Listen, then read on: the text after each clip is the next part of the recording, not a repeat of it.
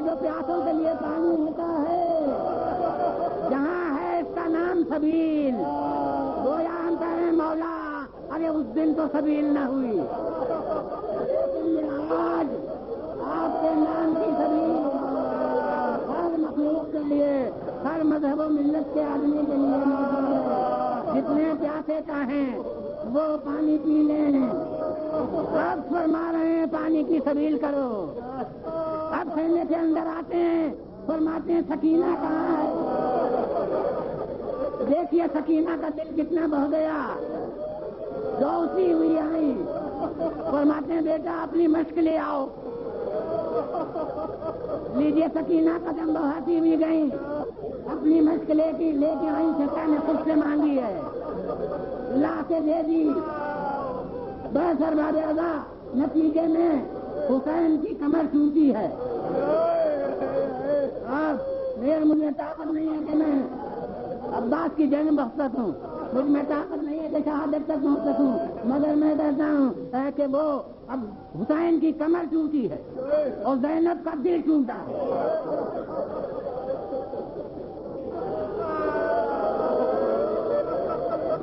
اس کے لیے میں نے بزرگوں سے ایک روایت ممبر پر سنی ہے، ہمارے قبل کے صاحبان علم، انہوں نے اس روایت کو پڑھا ہے۔ میں کتابی حوالہ اس وقت نہیں دے سکتا، مگر ان کی سنی ہوئی لفظیں میرے پیش نظر ہیں کہ ادھر عباس آئے اور سب سے رخصت ہوئے، یعنی مشق لے کے چلے، زینب کی خدمت میں بھی حاضر ہوئے۔ زینب جانتی ہیں کہ جو گیا وہ واپس نہیں آیا، تو عباس آئے ہیں میدان میں جانے کے لیے۔ زینب کہتی ہیں بیٹا اب جا رہے ہو، بھائی جا رہے ہو تو ذرا ایک حدیث سنتے جاؤ۔ لیجیے شیر خدا کا شیر، بہن کے قدموں کے پاس بیٹھ گیا، سر جھکا کے، اس لیے کہ ثانی یہ زہرا حدیث سنانا چاہتی ہے۔ حضرت زینب فرماتی ہیں کہ دیکھو ایک دفعہ بابا کے گود میں بیٹھی تھی، میں فیصلہ نہیں کر سکتا کہ بابا سے علی ابن ابی طالب مراد ہیں یا رسول اللہ مراد ہیں۔ اگر حسن و حسین فرزند رسول ہیں تو کیوں زینب کو حق نہیں تھا کہ وہ پیغمبر کو بابا کہیں؟ فرماتی ہیں بابا کی گود میں بیٹھی ہیں۔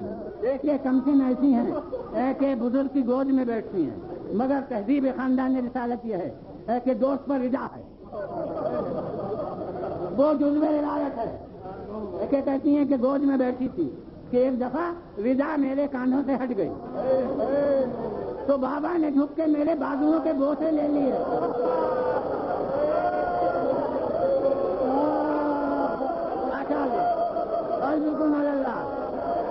کیونکہ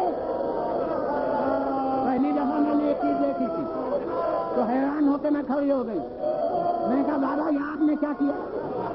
فرمایا اے زینب، اس وقت مجھے تصور ہو گیا کہ ایک دن ان بازوؤں میں رسی بندھے گی۔